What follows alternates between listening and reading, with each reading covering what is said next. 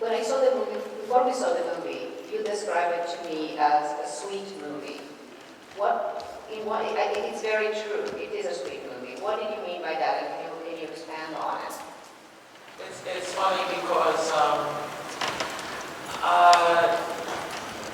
as much as it's as a comedy of sorts, it never really. I don't really ever laugh when I watch it. It's very sorrowful and there's a kind of melancholy to my experience. I think that there's this main character. He has so many troubles and has such a series of misfortunes that befall him.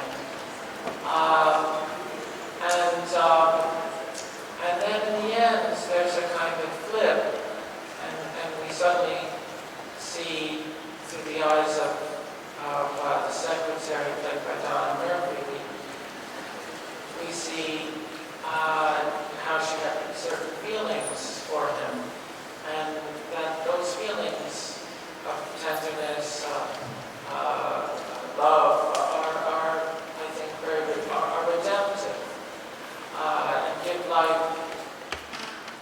In terms of just the movie business, the man-child, the film, and the American independent cinema has not only, I think, always existed as a counterpoint to the Hollywood industry, but also as hopefully an example of how you can reach much higher.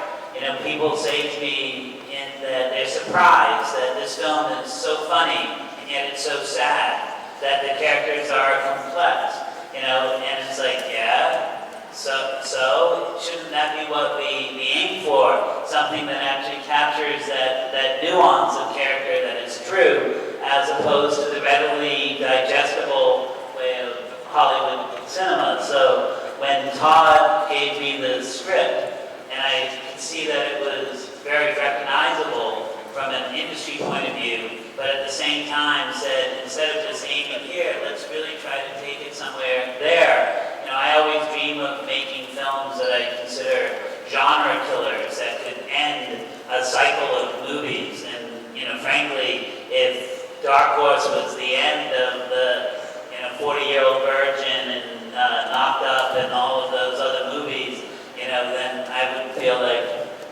I could go to sleep a very happy